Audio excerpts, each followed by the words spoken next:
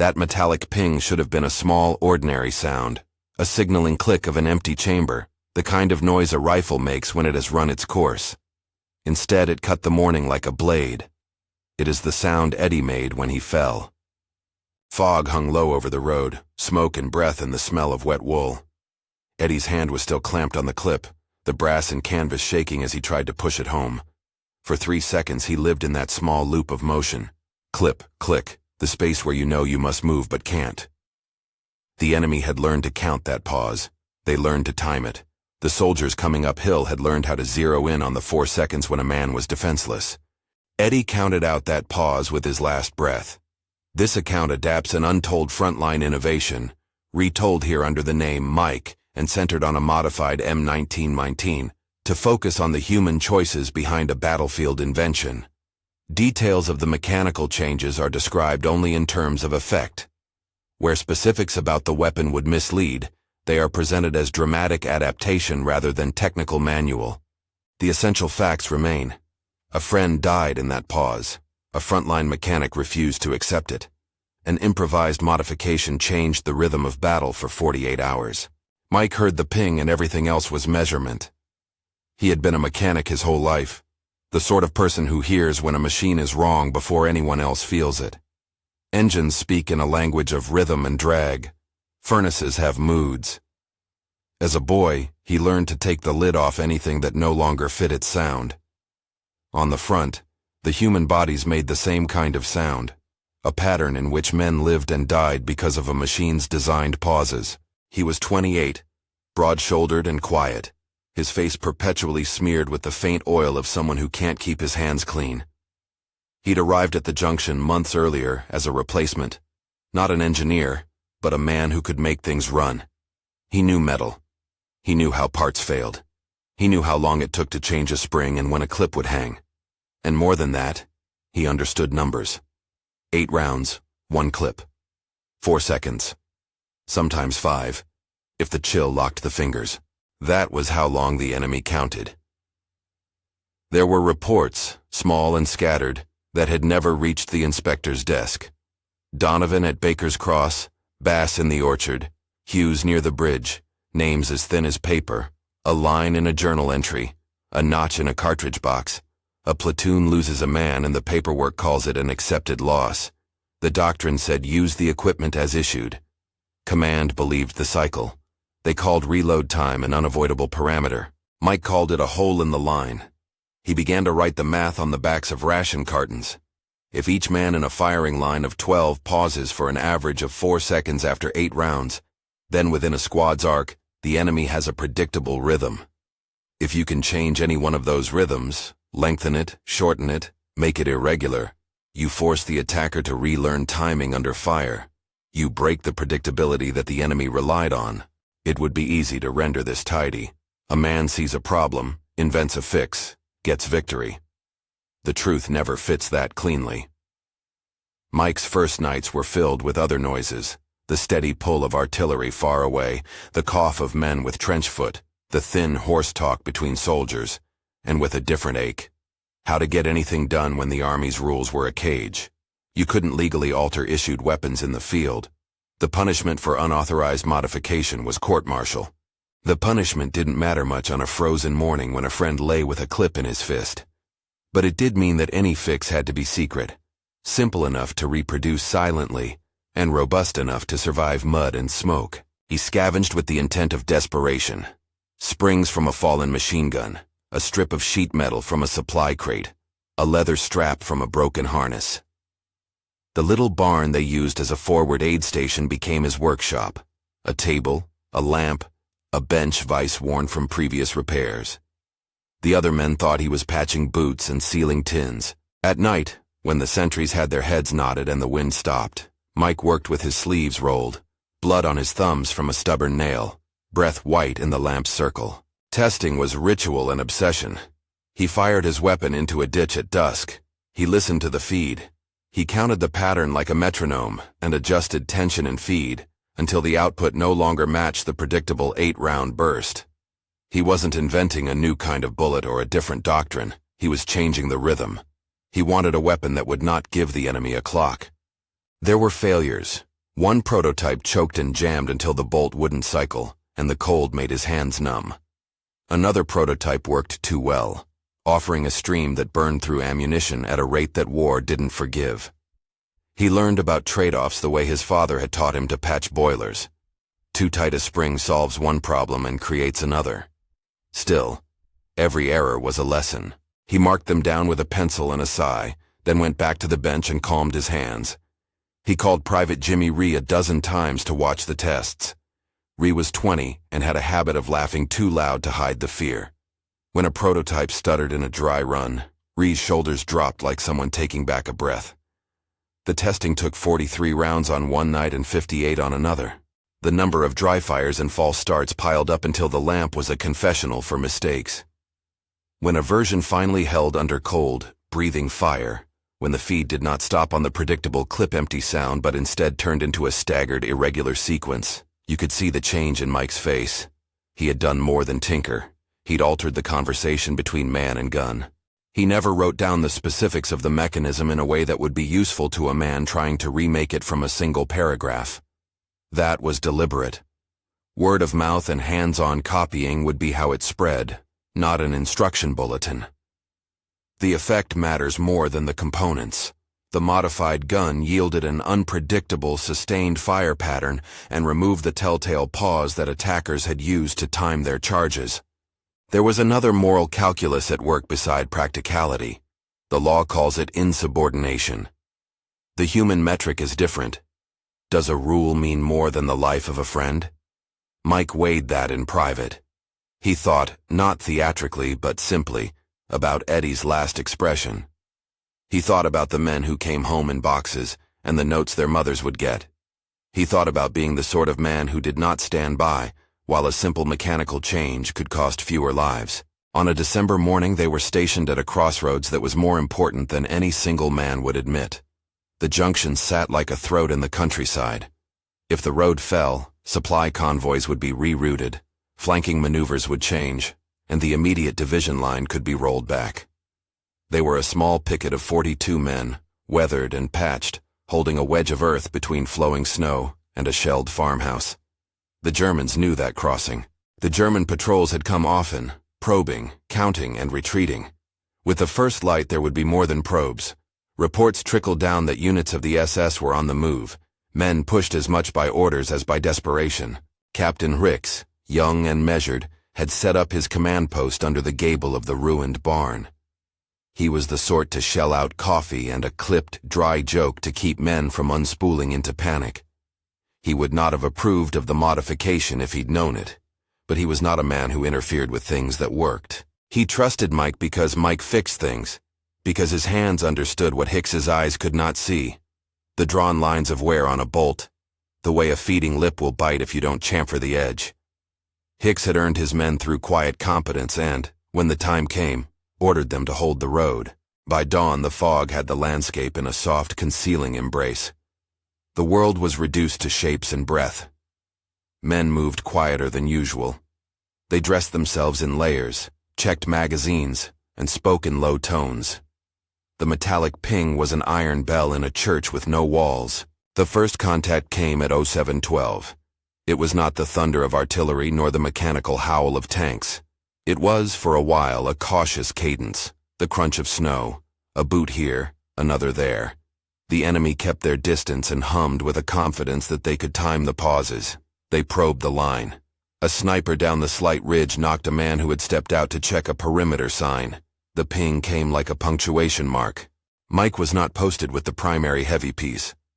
He had his M1919 on a bipod at a gap in the hedgerow, a position he had chosen more for sightlines than glory. He had wrapped extra canvas around the butt where the cold bit his shoulder, and he had the quiet satisfaction of someone who checked, twice, every mounting screw. He felt the first sting in his knuckles when Eddie collapsed. He felt the quick metallic smell of spent powder and thought in the term he had perfected at the bench, pattern. He waited until the first Germans were within the range that would let them test the rhythm. Then he fired. At first it looked like all the rest. 8 rounds, the rifle sings, a clip drops. But then the sequence didn't stop. The modified feed kept the stream going in an irregular rhythm. Not long, continuous bursts that would waste ammunition, but pauses that were not the enemy's clock. It was enough to unsettle a trained charge. The attackers paused as if someone had stepped into their count. They hesitated and exchanged orders. In that moment of broken timing, the defenders pushed forward. Men found new spaces to aim and shoot, not at the moments they had been trained to, but at a series of gaps that no one had been able to anticipate. The first assault staggered and folded, not because of superior numbers, but because the attackers' expectation of rhythm had been robbed. Word spread in a twofold way that day. On the radio, Captain Hicks barked updates. On the ground, men nudged and pointed. "What did you do?" Private Ree asked, breath fogging in front of his face as he slung another clip into the magazine. Mike looked at him like a man addressing a machine. "I kept it from giving them the clock," he said. "They repulsed the first wave by 08:15. It felt less like victory and more like survival." The men moved with a mechanical efficiency, born of months of small losses. They pulled bodies to cover, tore strips from uniforms for tourniquets, counted magazines aloud. The field smelled of powder and wet earth, and the fog took bodies into itself. The radio bleeped with that measured bureaucratic voice that reported positions and status.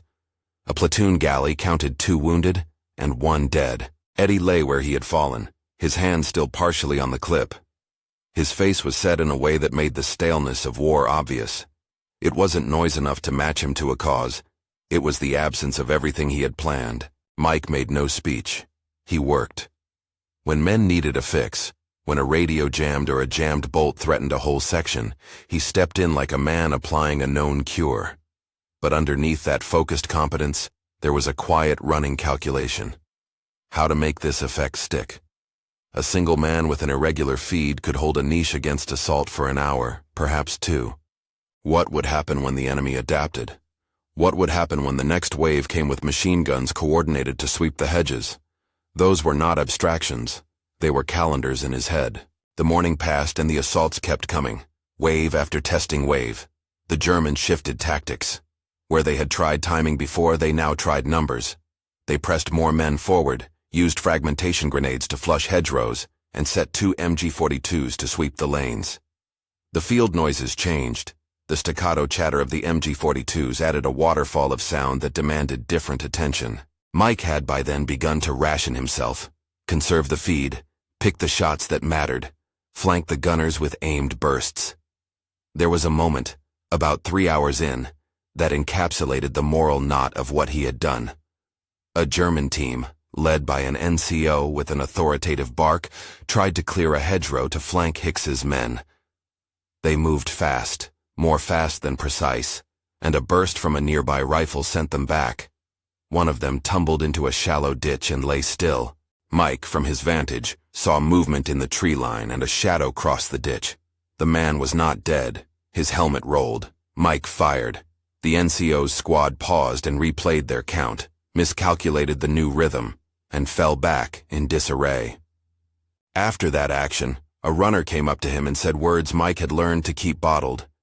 "You changed the way they moved. You broke their timing." Mike's reply was a shrug.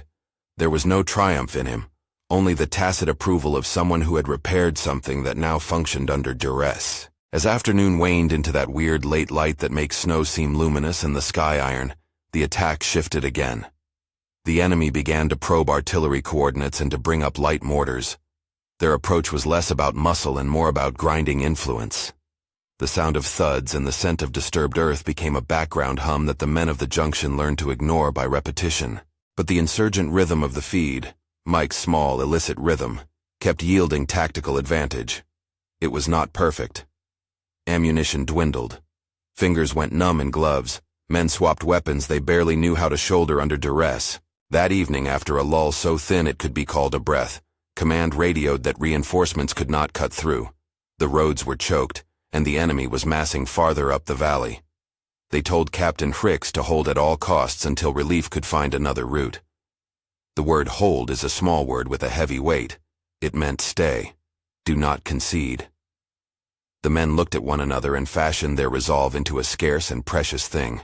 Night brought cold deeper than day could promise.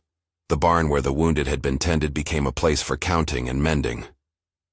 Mike sat at his bench in the dim, cleaning a feed assembly with an oil-stained rag.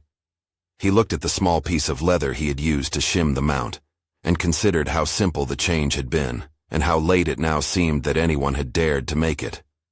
He thought of Eddie and the clip he still clutched and felt a hollow knot in his chest. He did not say how he felt out loud. He kept to mechanism, to the cold math.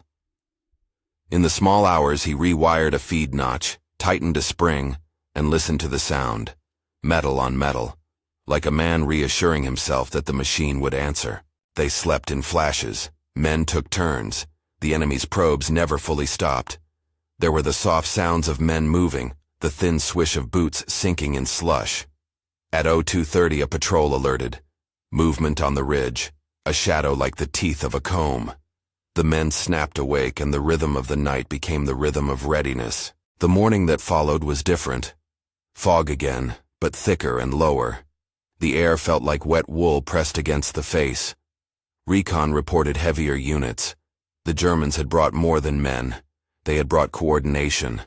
It was as if a conductor had come and reoriented the orchestra. The pills of light that passed through the fog looked like tanks' silhouettes, but they were not in sight. It was their presence that pressed the periphery. The attackers moved not as individuals, but as a machine, a series of deliberate timed actions meant to overwhelm rather than test.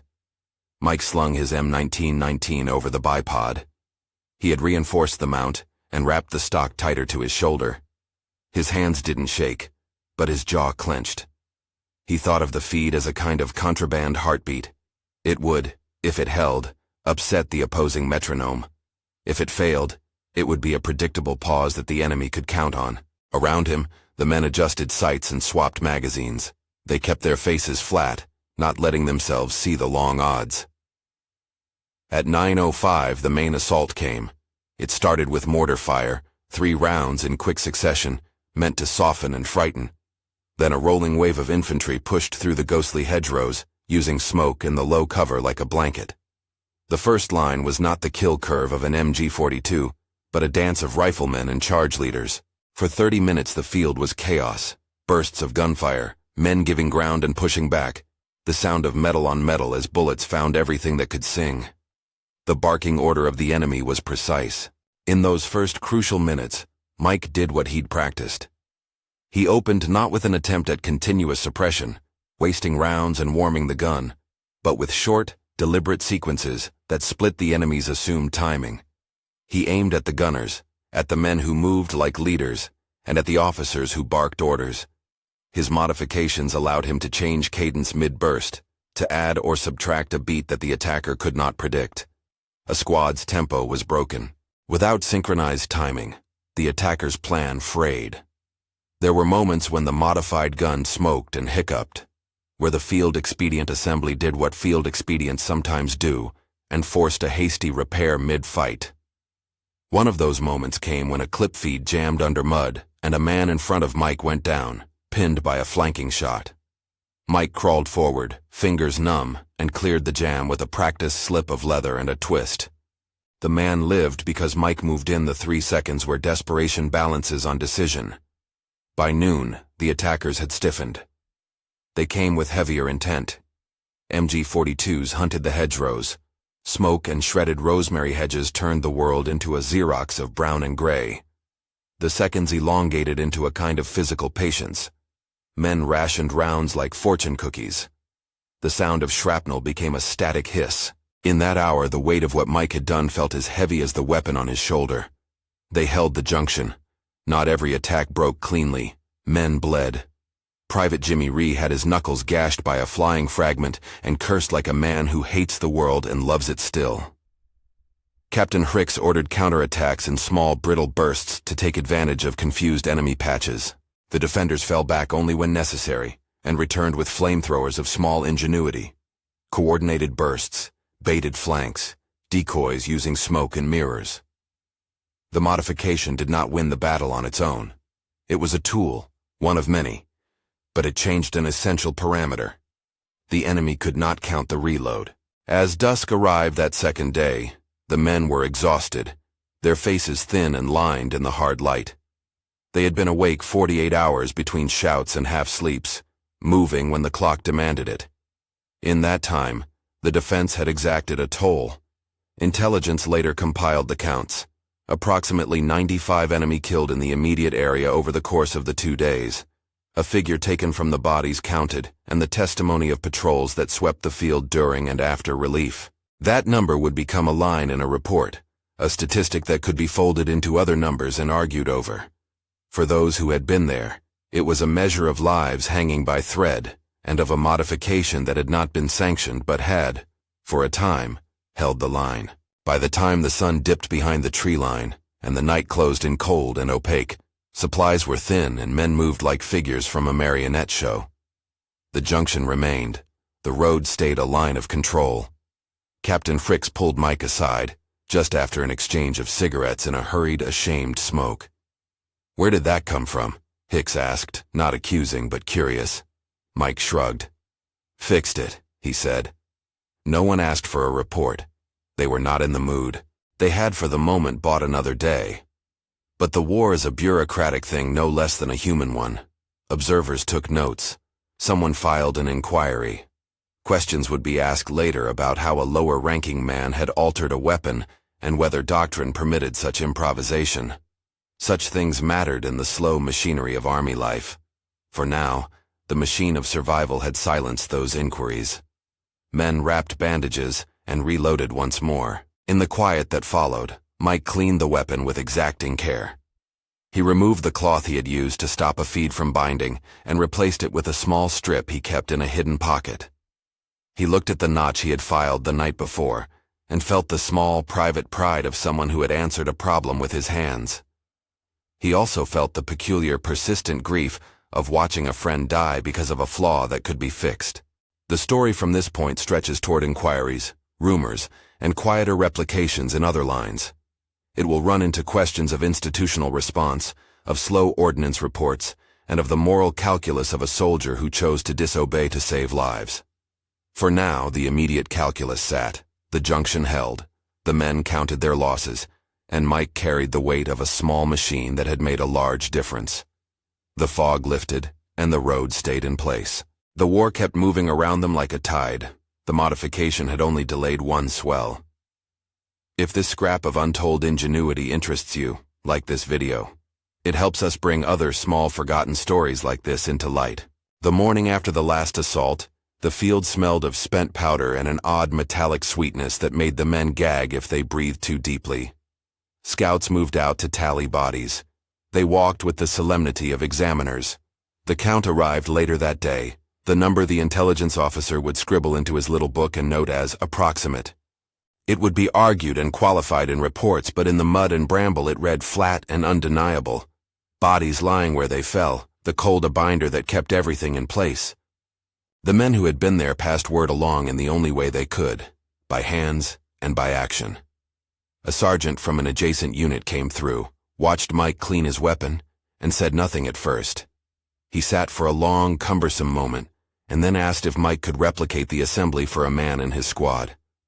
Mike hesitated. The law lurked like a gray shadow behind the question. He could be punished. But if one battlefield had taught him anything, it was that keeping a life often outweighed the risk of a reprimand. He set to work, not because he loved to break rules, but because he could not reconcile the math with the faces of the men he'd known. Word moved faster than paperwork. A whisper here, a borrowed spring there. The town's small workshops, armorer alcoves and maintenance sheds, began, without formal orders, to produce a few assemblies. They did not stamp them with serial numbers. They did not report extensive modifications. They passed them hand to hand like contraband medicine. It was not a policy. It was not doctrine. It was a field-level improvisation born of necessity, and that ambiguity would be the thing that saved it and erased it at the same time. In the quiet that followed, when the men could speak of it, they spoke of the small things, the clipping sound that no longer meant a man's death, the way the hedgerow slammed and the enemy staggered, the look on Hicks's face when he realized the simple, murderous beauty of change timing. There was no band of laurels pinned to anyone. There were only hands, wounds, and underneath it all a stubborn belief that an unauthorized change had saved lives. But the war has the habit of writing itself in many ledgers. There would be a report. There would be an ordnance investigator coming up from division with questions, and forms would be filled, and someone would scan a log and decide if this was tactical ingenuity to commend or officer negligence to censure. For now, that future was a thin line on a distant map. The men at the junction had more immediate needs: to sleep, to tend the wounded, to load the guns, and to keep their eyes open for the next tide. Mike sat at his bench that night and looked at a scrap of paper where he had lightly sketched the feed arrangement. He folded it twice and slid it into the inner pocket of his coat. Not to hand it over, but to remember. Later the paper would be burned in a small ceremony, because secrecy has a way of being its own kind of honor in war. For now it was a memory and a map he would carry. They did not win the war by the junction alone, but for those 48 hours, a man and his unauthorized modification had held a line that mattered. The rest of the world, the offices where doctrine sits and policy grows like a slow fungus, would debate the merits later. The men who had kept the road would keep their stories in low tones over cups of coffee and cigarettes, telling the tale not to boast, but to make sense of what had happened. A small mechanic with an ear for machines had changed one of the most human parameters of battle, the timing between bullets and life. The consequence would not be found in parades or medals. It would be found later in reports, in quiet, reproducible changes, and in the fog of bureaucratic indifference. As dawn crept into the barn once again, the men prepared for the possibility of relief, or for the continuation of the fight. Mike checked the feed one last time, tightened a screw with fingers that had bled and held, and shouldered the modified M1919 as if he were taking up an instrument he had tuned for the last solo of a long, bleak symphony. He did not believe in miracles. He believed in work, in ratios, in the stubbornness of metal when treated with care. He also believed quietly in the idea that a small, unauthorized attempt to keep a clock from killing his friend was not sin, but necessary defiance. Beyond the small circle of men, beyond the muddy road and the ruined farmhouse, the rest of the front went about its war. Decisions would be made in rooms with maps and cigars. Men like Mike would slip between the cracks of doctrine and do the uncomfortable work of saving lives in ways that were rarely acknowledged. His was not a story the army wrote in dispatches. It was a story the men told each other in the spaces between sleep and fight, and in that telling it would survive long after the paperwork had filed it under anomaly. The junction stood for now. The modification held. The men counted their losses and their small victories. The world outside had not yet noticed the particular grammar change that had been forced upon one patch of battlefield by one man's hands. But inside that quiet, muddy ring, the rhythm of war had been altered. The cost of predictability had been paid by a friend, and the answer to that cost had to be crafted in grease and midnight oil. Even as relief columns began to move and other units drew near, Mike kept his head down. He had done what he thought needed doing. The rest, the praise, the blame, the forms, could wait. He had learned in the factory that machines do not ask permission to break. People do not always have the luxury of waiting for permission to fix them. The relief arrived like a different kind of machinery. Trucks that coughed and shuddered, officers in clean coats with clipboards, clerks who spoke in ledger entries. They came in daylight, loud and sure, the sort of certainty that travels on diesel and paperwork. Men who had been hollowed out by 2 days of fight blinked in the sun and tried to remember how to stand like civilians again. Intelligence teams mapped the ground. They moved with the slow patience of people who must translate chaos into numbers. The bodies were counted. The hedgerow that had been a theater of small violences sat scarred and quiet, the air still tasting of iron. Men who had been up for 48 hours walked like ghosts through the place where they had fought, and tried to make sense of the day. A captain from headquarters, Theodore Hartman, arrived with his tie tucked into a windbreaker and a face used to asking questions that could be written down. He carried a small notebook and a manner that suggested he believed in procedure as a kind of moral order. He had seen many things and had a list of things he did not trust: stray modifications, improvisations, anything that fell outside the neat boxes on his forms. He also knew the calculus of command. When a line had been held against odds, he wanted facts, not folklore. They asked to see the weaponry. The men handed over their rifles and their stories. The M1919 that had been Mike's worked like a careful thing under inspection. The metal had the heat lines of recent firing. The stock showed scuffs from 100 shoulders. An ordnance sergeant prodded at it with a gloved finger. He listened to the feed, went through the motions of a man trained to find the problem. He smiled a little when he found no catastrophic fault. The feed showed evidence of a field splice, a leather shim, a chamfered edge that had been filed with a pocket knife. The man who found those things kept his voice flat. "Who did this?" Hartman asked. Men looked at one another. They knew the danger in the answer. There were rules, there were forms, there were courts, and the slow hunger of a system that liked to make examples. Mike stepped forward because he had to. It was the language he'd always spoken, hands and parts. He did not want attention, not now. He had been cautious, careful to hide the more detailed sketches, to burn the paper that might be interpreted as instructions. The scrap he'd kept was one folded page, a memory folded into cloth. There was no bravado in him when he answered. "It was field work," he said. "For a week, to keep the line." Hartman wrote it down. His pen moved like a metronome. He asked about the origins, the components, the decision to alter service equipment. Mike answered as he had been trained to speak about risks, plainly and without flourish. He admitted to the unauthorized work. He did not make excuses. He explained motive the way a mechanic explains a repair. The officers listened. The men who had come from headquarters listened too, their faces set to a line that does not always bend under human explanation. Hartman left with a dossier. He promised an inquiry. That word carries weight. It means time, red tape, and the possibility that heroism will be rewritten into negligence. For the men at the junction, it felt like someone had drawn a curtain across the day and started to measure the props. The formal inquiry arrived in pieces. A division ordnance officer came by train from the rear to measure and to replicate. He took the M1919 back to a workshop with a floor that was meant to be sterile in comparison to the muck of the front. There, it was stripped, photographed, and tested under controlled conditions. It functioned. Under controlled conditions, engineers could model its performance and test variables without frostbite or smoke. They reported that the modification altered the cadence of fire in a way that was tactically meaningful. They recommended further evaluation. Yet the slowness of laboratories sits at odds with the urgency of a front line. For a bureaucracy, the right process is an answer in itself. Write a detailed report, pass it to technical boards, authorize field trials, test for standards and safety. For a man with wet fingers who is trying to rescue friends in the dark, process is a dead end. The report that Hartman's team filed, neutral and precise, said the device worked under certain conditions. It also said it was an unauthorized modification and potentially dangerous if reproduced incorrectly. It recommended formal testing and a recall of any field-spawned assemblies pending evaluation. The language was balanced.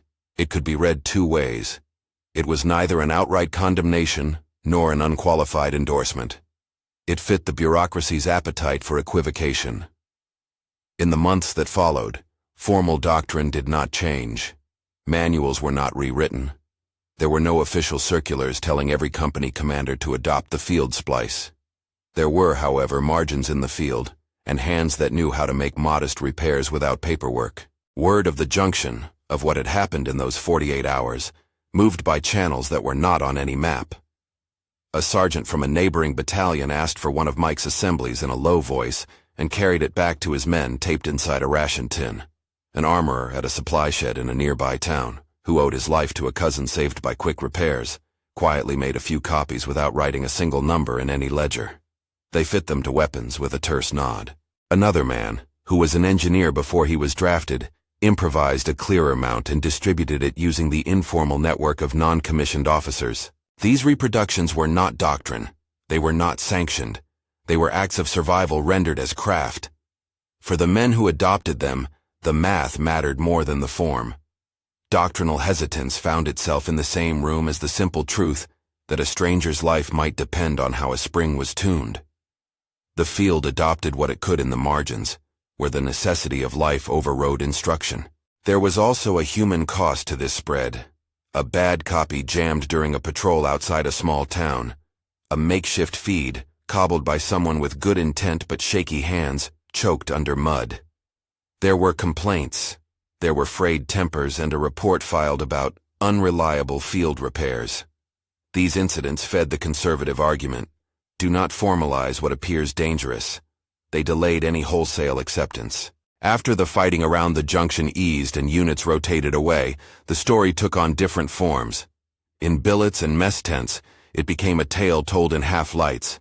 They would speak of the metallic bell that had not meant death after the first patrol, of a man who would not accept a rule he believed cost lives. In letters home, the tone changed. Men who wrote to mothers and sisters did not always explain the contraband of modification. They wrote of exhaustion and cold and the way they felt closer to death and therefore to life. The technical details stayed in the hand's work. They were not turned into dispatches. When the war finally closed and goods moved back into peacetime channels, the question of what to do with improvised equipment rose again. Some of the assemblies were collected and burned, along with the scraps of paper that could, in principle, teach someone how to alter a weapon. Others were quietly catalogued and stored in ordnance depots, kept away from public eyes. An institutional impulse favored destruction. Better to erase potential hazards than to open the door to unauthorized proliferation. But a quieter line of men argued that the field had produced a useful innovation that deserved study. Years later, a small crate would arrive at a museum, an artifact unearthed from a depot, polished to remove the grime of war, tagged with a placard that read a few neutral lines. The M1919 would be displayed, its modified feed bracket visible enough to suggest something had been done. The label would be brief and careful. A field-modified weapon, used in a defensive action. Details and attributions limited in the official record. Visitors saw the gun and read the restrained words and moved on. For many, the story ended there. A name on a plaque is not the same as a face in a photograph. Mike left the junction with a limp that began as a bruise and refused to leave his gate. He was rotated out with the others, sent to a rear depot where the work was quieter and more systematized. He returned to the machines he knew, the furnaces and conveyor belts that had been his steady companions before the war. In peacetime, his hands found a different kind of routine. He married a woman who ran a bakery and learned to recognize the smell of yeast as an honest metric of time. He did not speak often of the junction. When he did, he kept his voice practical, talking about parts and tolerances and the way a spring will behave when it is cold. At reunions, men who had been there told the story in fragments while Mike listened. Sometimes, at the edge of a group, he'd be asked to demonstrate on an old rifle. He would decline. He preferred to teach in the workshop, over a cup of coffee and the clank of metal, where lessons could be offered as craft rather than as instruction that might be abused.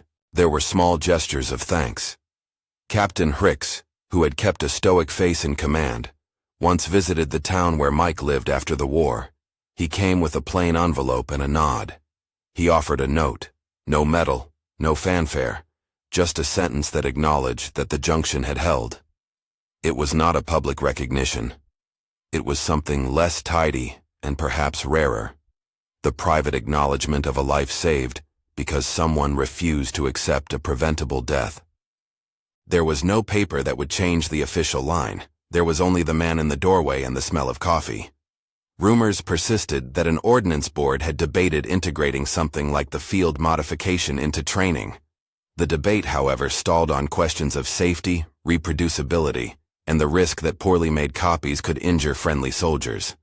The board's minutes, if they exist, are bland and do not capture the human calculus that had driven the original work. For bureaucracies, risk can be a reason to do nothing as often as it is a reason to act. Mike grew older in a town of chimneys and small shops. He watched seasons as if they were gears that turned with inevitable friction. He taught apprentices the way his father had taught him: measure twice, cut once, listen to machines. He kept in a locked drawer the small piece of paper he had not burned in the barn. The scrap had become a relic in his life, not because it contained sacred instructions, but because it contained a memory that would not be surrendered. He did not speak about Eddie in public much, but sometimes he would stand by the oven in his wife's bakery and remember the sound of that metallic ring. The sound reached into the quiet of the shop and made him still for a moment. As years passed, historians and veterans writers combed through reports and interviewed men who had been at the junction. Some accounts used the name Mike as a placeholder. Others named different people. To protect identities or to make narrative sense, names were sometimes altered. The story shifted shape depending on who told it and when. What remained consistent in the accounts that mattered were a few hard facts. A small force held a junction for 48 hours. A modified weapon contributed to disrupting enemy timing, and approximately 95 enemy bodies were counted in the immediate area during and after the defense. Those numbers sat in intelligence folders, later referenced as approximations and circumscribed by qualifiers. They took on the academic caution that reserves certainty for things that can be measured without the fog. The artifact that eventually sat behind glass in a museum had a thin placard that invited curiosity, but resisted praise. Children would lean close and ask why the gun had a strange piece bolted to it. Tour guides, reading from brochures, would say that field expedients were common in wartime and that sometimes necessity forced innovation. Veterans who visited nodded at the restraint of the words and, privately, at the injustice of an institution that honors some acts and forgets others. Mike never sought fame. He did not go to press conferences. When a local journalist tracked him down years later and asked about the junction, he answered as a man who had learned to speak about things in small, necessary pieces. He told the reporter what it had meant to hold a line and how a simple change had sometimes been the difference. The story ran in a small column and was folded into the section of human interest where the public reads of private courage. A few old comrades clipped the piece and sent it to him in the mail with notes in the margins. "Remember this?" they would write. He kept the clippings in a tin. He was not bitter.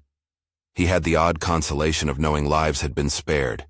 He had the quiet delight of making things run. Those were compensations that rarely appear in public records. At night, though, there were times when the memory of Eddie's hand on the clip returned with the force of grief. Mike would wake and sit with the weight of memory until the dull arithmetic of the day, bread to bake, a pipe to be fixed, brought him back. Grief in him was practical. It shaped choices. It informed small kindnesses. It refused to allow complacency. The story of the junction, as it moved into the public sphere, became an example of a larger truth. Wartime improvisation often sits in a gray zone. It is celebrated by some, condemned by others, and sometimes buried by the slow machinery of institutionality. Historians later would argue about whether the field splice deserved formal recognition or whether its ad hoc nature made formal adoption impossible. The debate turned on values. How much weight to put on the immediate moral imperative of saving lives versus adherence to process designed, in part, to limit accidents and misuse. In classrooms and small seminars, military scholars referenced the junction as a case study. They spoke of the importance of tempo in infantry assaults, of how a predictable pattern becomes a weakness when the opponent knows when to strike. They used the episode to discuss doctrine, to teach adaptation, and to illustrate the human dimension that sits behind mechanical fixes. Mike's name appeared only sporadically in the literature. The man himself remained mostly in spoken memory, in veteran reunions, and in the quiet of that barn-turned workshop.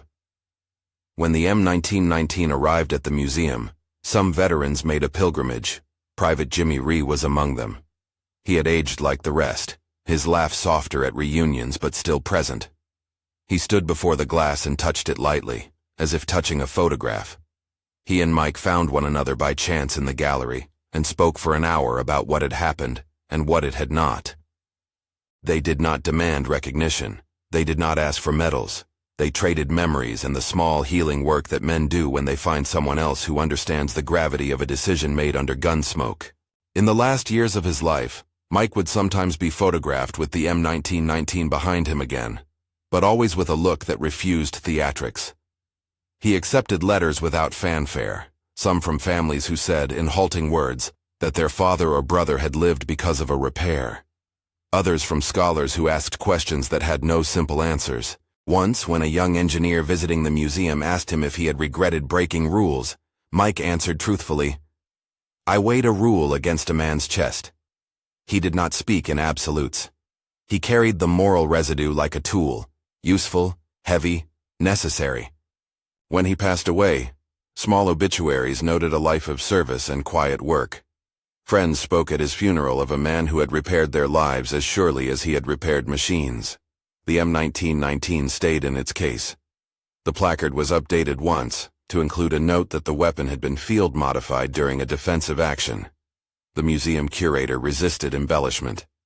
For some visitors, the story ended there, invisible to the wider sweep of history. For others, the story was a touchstone, a reminder that innovation often arrives wrapped in mud and secrecy, and that institutions sometimes prefer neatness to messy truth.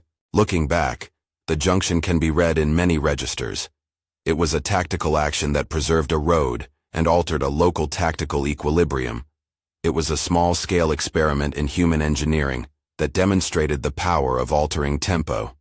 It was, in certain bureaucratic senses, a violation of regulation. Those tensions are not easily reconciled. They are the thing that makes the story matter. A man chose to disobey in order to prevent more deaths, and his choice worked for a time. The moral calculus remains ambiguous, and that ambiguity is part of the point. The device itself, whatever its precise mechanical nature, did what Mike had intended. It removed the clear, predictable pause that enemy attackers had come to exploit. It introduced uncertainty into an equation that had been tragically simple. That uncertainty changed the way assailants could operate. It cost ammunition and risked bad copies. It exposed a practical truth. Sometimes the difference between life and death is a single beat, a single unexpected motion.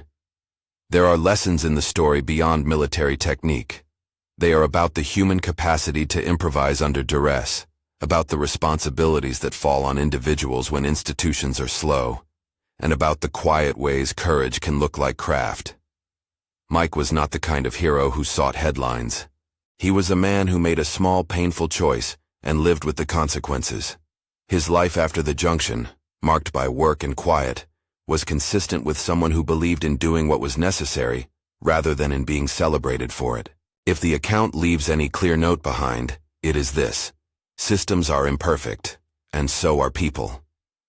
When those systems fail to prevent death that can be reduced by skill and ingenuity, moral decisions are forced into hands that must act beneath the law's shadow.